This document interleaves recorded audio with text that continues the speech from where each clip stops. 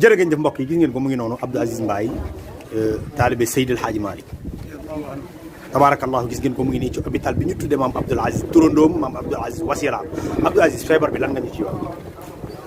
asalaamaaleykum wa rahmatullah. ngi nuyu ñëpp di ziyaara di baalu xaq ñëpp di baal ñëpp di ñaan mbokk yi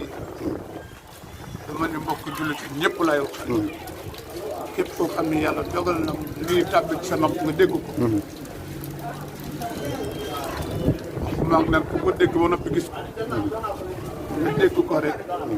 lépp loo xamante ni si war na jur lépp loo xamante ni si war na jur mu yàlla dindi ko. ku ne war na doon ku nekk war naa fexe ba loolu nekk tiir.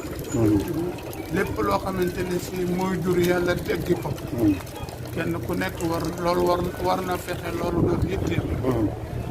sabab yi nga xamante ni si moo koy dindi mi ngi fi gannaaw dogalu yàlla. gannaaw bu ñaanee ba yàlla nangu ñaan gi. sabab yi nga xamante ni si moo bokk yi koy dindi moom la ñi nga xam ni ñoom la yàlla dénk wàllum paj gën ñoo saytu mbirum adduna gën ñoo saytu mbirum paj la ñu wax moo di raxas say loxo tabarakallah sunu xaaliqin bi boo duggee raxas boo génnee boo duggaatee nga raxas boo dee bëgg a génn nga raxas tabarakallahu ahsanul xaaliqiin su fekkee ni dañu lii ku ko def mën na dogal nga am ko wattu loolu ba boo doog ba bul ko def te toog nag ñaan yàlla te wóolu ko te gëm ni yàlla mi ko fi indi moo ko fiy jële te insha allahu taala ñu ngi yaakaar ni balaa yàgg suñu borom subhanahu wa taala ku baax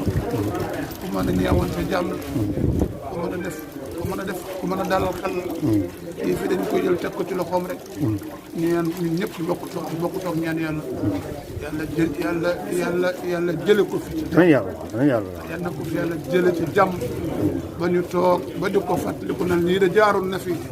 dañu koy fàttaliku nag yal nañu ci yàlla boole.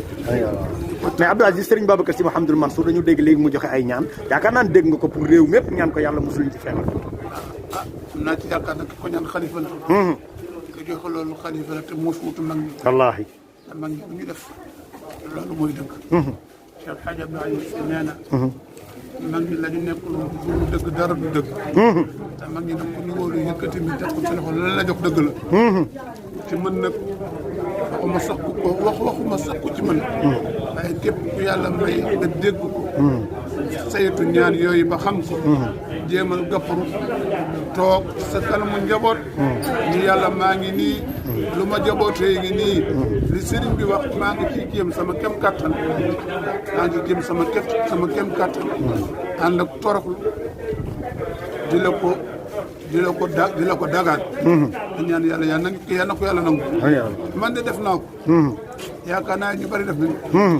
mboolem ku ko def nag yal na yàlla nangul képp ku ko def amiin yaa rabbal aalamiin ak nangul képp ku nekkoon ci gannaawam toppam amiin yaa rabbal aalamiin yan yàlla daal yan yàlla nangu amiin yan yàlla teggi fitne bi fi nekk amiin yaa rabbal aalamiin yàlla ko baax la bu jàmm ñëpp toogee rek wàcc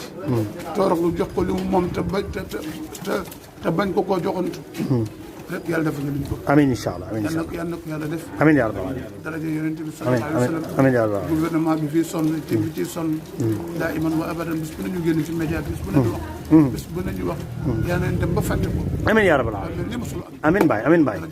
amiin Baye amiin Baye jërë ngeen jëf mbokk yi yàlla génn ci yow amiin yaa rabbal aalamiin barakallah amiin ñu rafet jot na ci lépp nag incha allah Mbaye bañ a ñaaw jot ci kenn incha allah Mbaye incha allah asalaamaaleykum wa rahmatullah jërë ngeen jëf mbokk yi mu ngi noonu Abdou Aziz Mbaye mu seel Hadji Abdoul Aziz jërë ngeen jëf